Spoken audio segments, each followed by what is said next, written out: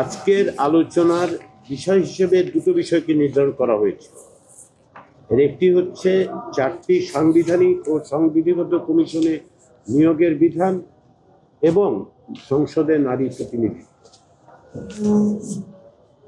যে 4টি সাংবিধানিক এবং সংবিধিবদ্ধ প্রতিষ্ঠান নিয়ে আলোচনা করার কথা বা আজকের আলোচ্য সূচিতে ছিল, সেগুলো হচ্ছে সরকারি কর্ম কমিশন, আমরা প্রচলিত অর্থে যেটাকে পাবলিক সার্ভিস কমিশন বলি, মহা হিসাব নিরীক্ষক ও নিয়ন্ত্রক, দুর্নীতি দমন কমিশন এবং ন্যায়পাল নিয়োগের বিধান।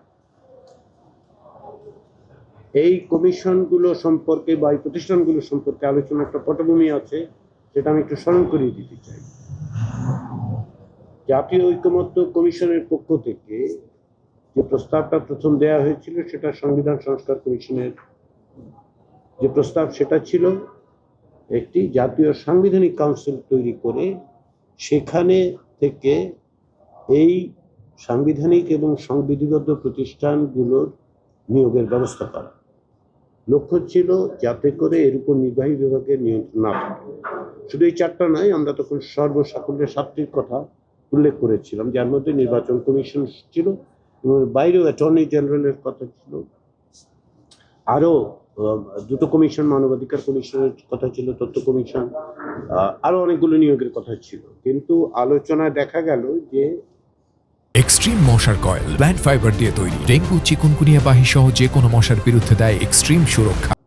অধিকাংশ দল এনসিসির কাঠামোর আইডিয়ার দিক থেকে এনসিসির ব্যাপারে অনেকে উৎসাহ, আগ্রহ, সমর্থন থাকলেও কাঠামোগত কিছু বিষয় এবং এর দায়িত্বের পরিধি নিয়ে একমত হতে পারছিলেন না। সেরকম পটভূমিকায় জাতীয় ঐকমত্য কমিশন তাদের প্রস্তাব, আমাদের প্রস্তাব আমরা সংশোধন করেছিলাম। আমরা বলেছিলাম যে একটি কমিটির মাধ্যমে, নিয়োগ কমিটি, যেহেতু জাতীয় সাংবিধানিক কাউন্সিল প্রশ্নটাতে আপত্তি আছে এবং স্কোপ এত বড়, সেহেতু এটাকে ছোট করে আমরা একটা কমিটির কথা বলেছি, নিয়োগ। সেটা নিয়েও বেশ কিছু রাজনৈতিক দলের পক্ষ থেকে আপত্তি ওঠে।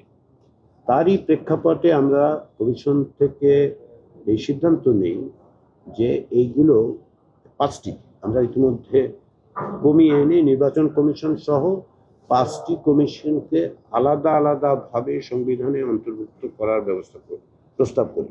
উল্লেখ করা দরকার যে আসলে এর মধ্যে 4টি ইতিমধ্যেই সংবিধানে আছে, যেটা নেই সেটা হচ্ছে নিয়োগের পদ্ধতিটা। আর দুর্নীতি দমন কমিশন আসলে সংবিধিবদ্ধ প্রতিষ্ঠান, আমাদের প্রস্তাব হচ্ছে এটা সাংবিধানিক কমিশন করা এবং সাংবিধানিক কমিশন হিসেবে এর নিয়োগ প্রক্রিয়াটা, যেটা দুর্নীতি দমন কমিশন বিষয়ক সংস্কার কমিশনের প্রস্তাব, সেটা যেন আমরা অন্তর্ভুক্ত করি।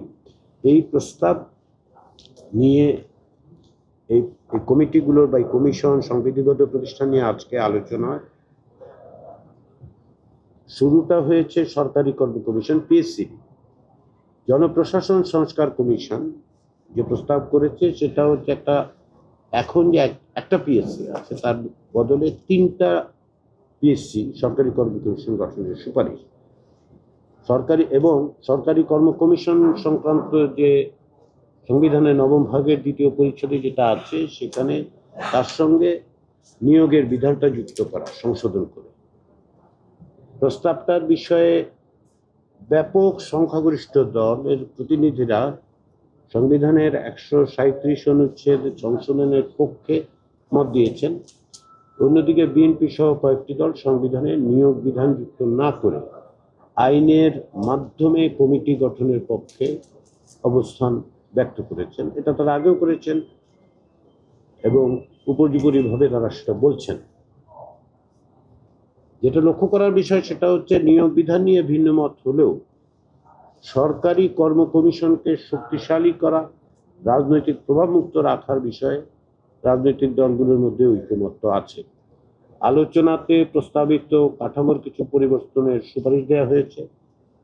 দিনের আলোচনার শুরুতে বিএনপির প্রতিনিধিরা যেহেতু আগেই বলেছেন এই বিষয়ে আলোচনায় তারা অংশ নিতে চান না, সেহেতু আমি এটাকে প্রতিবাদ জানিয়েই বলবো, কিছু সময়ের জন্য বৈঠক ত্যাগ করেছিলেন।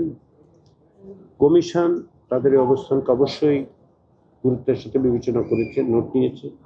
কমিশনের পক্ষ থেকে তাদেরকে প্রত্যাবর্তনের জন্য অনুরোধ জানানো হয়েছিল এবং তারা সেই অনুরোধে ইতিবাচকভাবে সাড়া দিয়েছেন। সেজন্য আমি বিএনপির প্রতিনিধিদেরকে আন্তরিকভাবে ধন্যবাদ জানাই। বিএনপির প্রতিনিধি দলের সালাউদ্দিন আহমেদ সাহেব পরবর্তী সময়ে বিএনপির অবস্থানও এক পর্যায়ে ব্যাখ্যা করেছেন। তো এখন আলোচনায় কমিটি গঠন সংক্রান্ত দলগুলোর ভিন্ন ভিন্ন মত পরামর্শ এসছে, সেগুলো বিবেচনায় নিয়ে ঐক্যমত কমিশন আলোচনা করে এই বিষয় পরবর্তী ধাপ নির্ধারণ করবে।